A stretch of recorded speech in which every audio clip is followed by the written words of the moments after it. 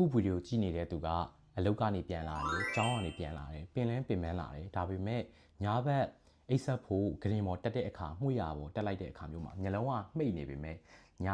တုံနဲ့အိတ်လို့မရတာမျိုးတညာလုံးအိတ်လို့မရတာမျိုးတွေအထိဖြစ်နိုင်တယ်။ကြုံဘူးလိမ့်မယ်။ဒါကိုအစ်ဆိုမနီးယားလို့ခေါ်တဲ့အိတ်ဆက်ဖို့ခက်တဲ့ယောဂတနည်းအားဖြင့်အိတ်မပြောတဲ့ယောဂလို့လည်းခေါ်လို့ရတယ်။လူသားတွေမှာသဘာဝအလျောက်ဒီလိုယောဂမျိုးခံစားရတာမျိုးရှိလားဆိုရင်တော့ရှိနိုင်ပါတယ်လူတွေမှာတည2ညလောက်ရေတိုဖြစ်တာမျိုးအိတ်မပျော်တာမျိုးကပုံမှန်ပါပဲ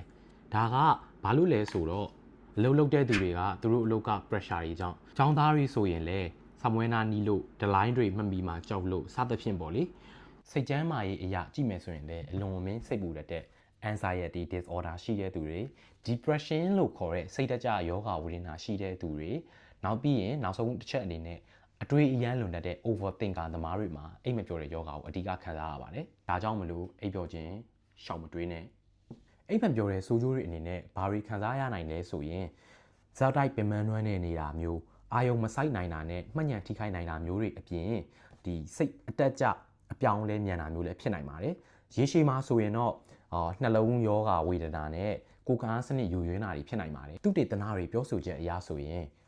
ဒီလိုအိတ်မပြောတဲ့ယောဂဝေဒနာခံစားနေရတဲ့သူအရေးအတွက်ကနှစ်စဉ်နှစ်တိုင်းဖြည်းဖြည်းချင်းတိုးလာတယ်လို့ပြောပါတယ်အထူးသဖြင့် COVID-19 နောက်ပိုင်းမှာပေါ့အခုခေတ်ကြီးမှာကဖုန်းတွေ TV တွေအရန်ကြီးပေါများလာတယ်လို့လူတွေရဲ့ screen time ကလည်းတဖြည်းဖြည်းချင်းများလာတယ်လူတွေကတနေ့ device ပေါ်ကိုယ့်ရဲ့ screen တွေဖုန်းတွေပေါ်မှာပဲကုန်လာတဲ့အချိန်ကပိုပြီးများလာတဲ့အတွက်ကြောင့်ဒီအိတ်မပြောတဲ့ယောဂဝေဒနာခံစားရတဲ့သူအရေးအတွက်ကလည်းတဖြည်းဖြည်းချင်းမြင့်လာတယ်လို့ပြောပါတယ်အစားအသောက်ပိုင်းမှာဆိုရင်လည်းအလွယ်တကူစားလို့ရတဲ့ instant food တွေနဲ့အရန်ကိုမှပြုပြင်ချက်ပြုတ်ပြင်ဆင်ထားတဲ့ process food တွေများလာတာလေခုခေတ်အိတ်တဲ့လူတွေရဲ့ sleep quality ကိုထိခိုက်စေပါတယ်အခုလိုအိတ်မပြောတဲ့ယောဂအိတ်ဆက်ဖို့ခဲရင်းတဲ့ယောဂကိုအလွယ်ကူဆုံးနဲ့အထီးရိုက်ဆုံးကုသပေးနိုင်တဲ့နည်းကတော့ CBTI လို့ခေါ်တဲ့ Cognitive Behavioral Therapy for Insomnia လို့ခေါ်ပါတယ်ဒါကဘာလဲဆိုတော့ကိုယ့်ရဲ့အုံနောက်နဲ့ကိုယ်နေ့စဉ်လှုပ်ဆောင်နေတဲ့အလေးကျင့်တွေကိုနည်းနည်းချင်းပြောင်းလဲပေးတာပါကိုယ့်ရဲ့ဒီအိတ်ဆက်မှုနဲ့ပတ်သက်ပြီးတော့ဆွဲနေတဲ့မကောင်းတဲ့အတွေးတွေကိုယ့်ရဲ့ daily habit လေးတွေကိုနည်းနည်းချင်းပြုပြင်တောင်းလာရတဲ့နီးလန်းတော့အပြည့်စုံကိုတော့ YouTube မှာရှာကြည့်လို့ရပါတယ် link လေးလည်းထည့်ထားပါပဲအများကြီးလည်းရှိပါတယ်ဘာလို့လဲဆိုတော့တယောက်နဲ့တယောက်တော့လည်းမတူညီနိုင်လို့ပါ sleep quality ကိုတိုးတက်ဖို့ဆရာဝန်တွေနဲ့ကျန်းမာရေးနဲ့ပဲကျန်းကျင်သူတွေအကြံပြုထားတဲ့နေ့စဉ်နေ့တိုင်းလှုပ်ဆောင်လို့ရတဲ့ရိုးရှင်းတဲ့အချက်လေး၅ချက်ရှိပါတယ်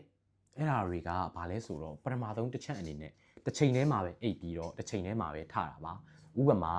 ည10:00နာရီမှာအိပ်ပြီးမနက်ခင်း6:00နာရီမှာထမယ်ဆိုရင်နေ့စဉ်နေ့တိုင်းမှာည10:00နာရီမှာအိပ်ပြီးမနက်ခင်း6:00နာရီမှာထဖို့လုပ်ပေးတာကိုပြောတာပါဒုတိယကတော့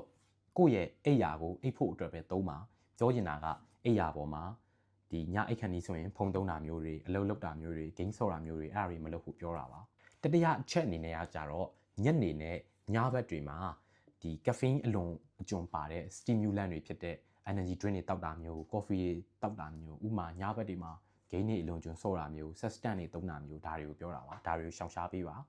စရုပ်တစ်ချက်အနေနဲ့ကတော့မအိတ်ခင်မှာစိတ်ပြေလက်ပြောက်ဖြစ်မဲ့ activity လေးတွေလုပ်ပေးတာပါဥပမာမအိတ်ခင်မျိုးစိတ်ပြေလက်ပြောက်ဖြစ်အောင်အသက်ရှူတဲ့လေ့ကျင့်ခန်းလေးလုပ်တာမျိုးဖုံသုံးမဲ့အစားပေါ့ပါစာအုပ်လေးတက်uppလဲကောက်ဖက်လိုက်တာမျိုးပေါ့ပြီးရင်အကြောလျှော့တဲ့လေ့ကျင့်ခန်းလုပ်တာမျိုးပေါ့ဒါမျိုးတွေကအိတ်တဲ့ခါမျိုးမှာတုံကိုတိတာတဲ့ result တွေထွက်စေတယ်ပေါ့နောက်ဆုံးတစ်ချက်အနေနဲ့လေ့ကျင့်ခန်းလုပ်ပေးပါလူအများစုမှာကိုယ့်ရဲ့ခန္ဓာကိုယ်ကပင်ပန်းနေညဘက်မှာကောင်းကောင်းအိပ်ပျော်ကြပါတယ်ဥပမာလေ့ကျင့်ခန်းဆိုတာဂျင်ုံသွားပြီးတော့ weight တွေမှနေမှာလေ့ကျင့်ခန်းမျိုးလည်းမဟုတ်ဘူးဒီမာရသွန်ပြေးနေမှာလေ့ကျင့်ခန်းမျိုးလည်းမဟုတ်ပါဘူးနေ့စဉ်နေ့တိုင်းလမ်းလေးလျှောက်အသက်လေးရှူဆိုတာလေဒါ cardio exercise ပါပဲအဲ့တော့ဘာမှမလုပ်နိုင်ဘူးဆိုရင်တော့အနည်းဆုံးလမ်းလေးတော့လျှောက်ပေးပါအကယ်၍ဒီ၅မျိုးလုံးလဲလုပ်ပြီးပြီတိတာထိရောက်တဲ့ result တွေလည်းဘာတစ်ခုမှမတွေ့ရဘူးဒီမှာအခုချိန်ထိလည်းအိတ်လို့မရသေးဘူးလေ့ကျင့်ခန်းလုပ်တယ်အကုန်လုံးလည်းမှန်နေရသားနဲ့အိတ်လို့မရသေးဘူးဆိုရင်တော့နီးစပ်ရာဆေးရုံဆေးကန်းကဆရာဝန်တွေ therapist တွေနဲ့သာပြေးပြီးတော့လာတွေ့လိုက်ပါအားလုံးကျေးဇူးတင်ပါတယ်နောက်ဗီဒီယိုလေးတစ်ခုမှပြန်တွေ့ပါမယ်